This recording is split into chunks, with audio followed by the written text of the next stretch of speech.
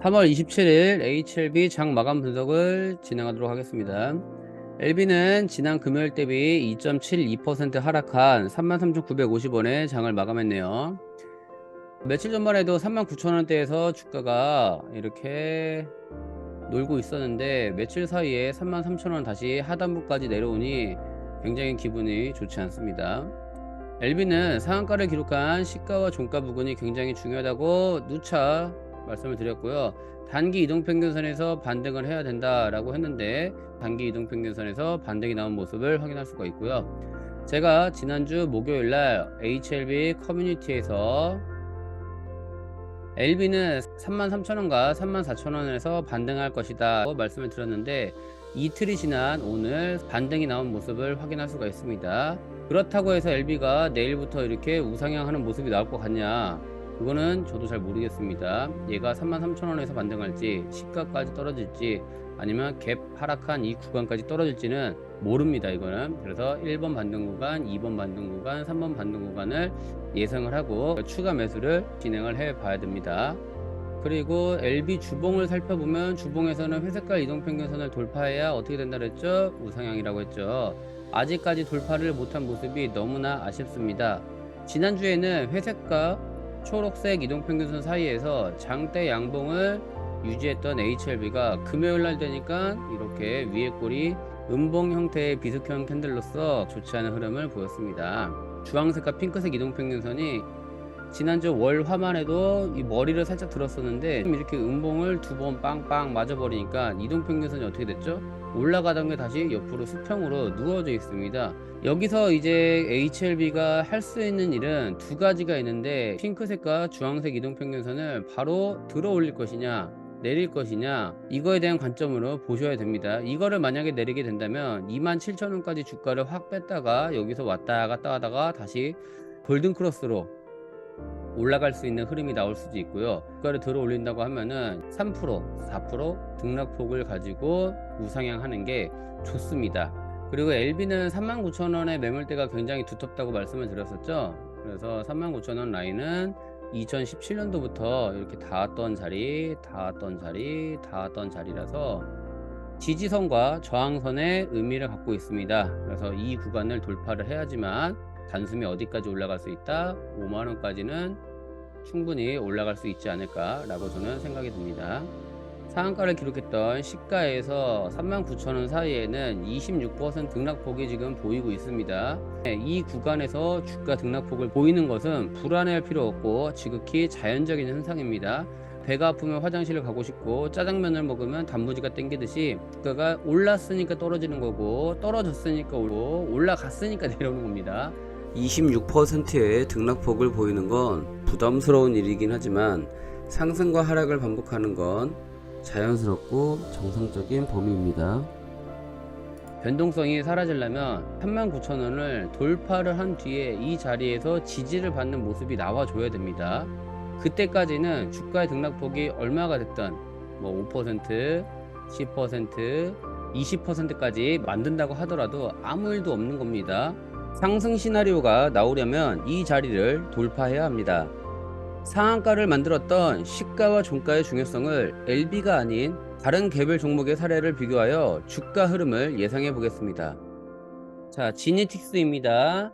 HLB와 마찬가지로 시가와 종가 부분에서 굉장히 중요한 라인대를 형성한 것을 확인할 수가 있습니다.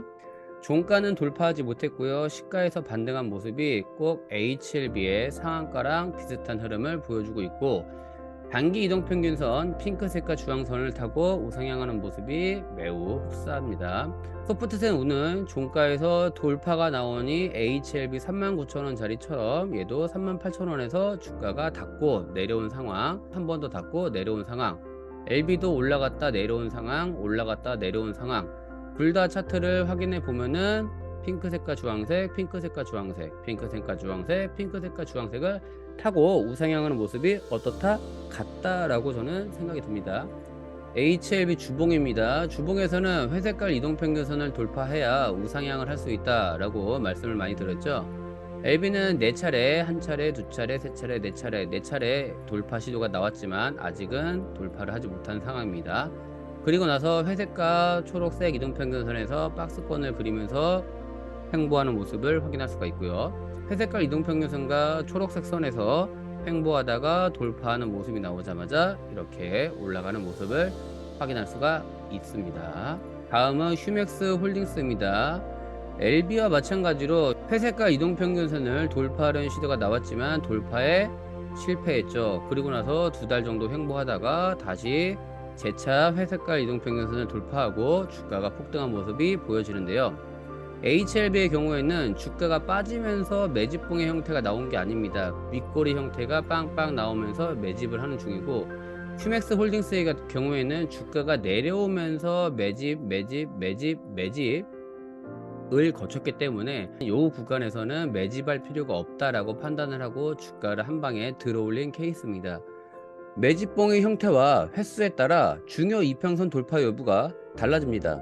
일봉과 주봉이 비슷한 녀석들을 두 녀석 제가 소개해 드릴게요. HLB의 그림과 T라이트의 그림이 어때 보입니까? 같아 보입니까?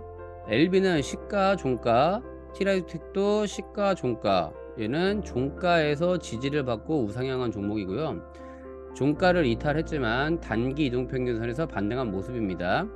T라 유택도 보면은 돌파 이후에 단기 이동평균선을 닫고 주가가 폭등한 모습이 나왔기 때문에 여기에 있는 LB의 단기 이동평균선, T라 유택의 단기 이동평균선은 같은 의미를 갖고 있지만 LB는 시가 부근에서, T라 유택은 종가 부근에서 이평선을 닫고 우상향하는 모습을 보면 상승하려는 종목들은 필연적으로 이평선을 닿으며 우상향하는 게 공식처럼 보입니다. LB는 39,000원에 고점을 돌파하지 못했는데 T라유텍은 만원 부근, 11,000원 부근에 이렇게 고점을 형성을 하고 여기를 돌파하고 나니 주가가 어떻게 됐죠? 위로 상향을 하더라. 그럼 LB도 마찬가지로 39,000원을 돌파하면 어떻게 된다? T라유텍처럼 주가가 우상향할 수 있다라는 게 제 판단입니다. LB의 경우에는 주가가 떨어지면서 회색깔 이동평균선을 한 번도 친 적이 없습니다. 근데 T라유텍은 회색깔 이동평균선을 3번이나 돌파 시도를 한 상황이고요. 매집이 어느 정도 됐다 보니까는 회색깔 이동평균선을 돌파하고 위로 날아간 모습을 확인할 수가 있습니다.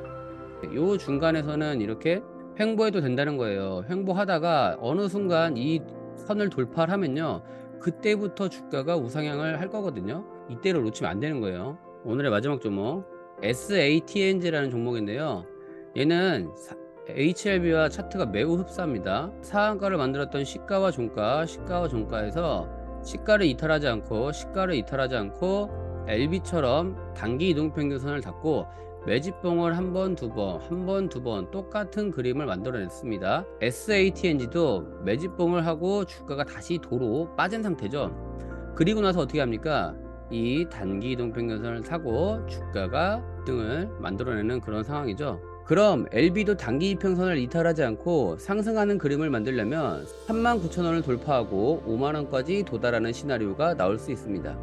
5월에는 LB에게 있어 가장 파급력이 있는 호재 뉴스가 기다리고 있습니다. 끝내 좋은 결과로 보답한다. 꽃이 피면 알게 된다.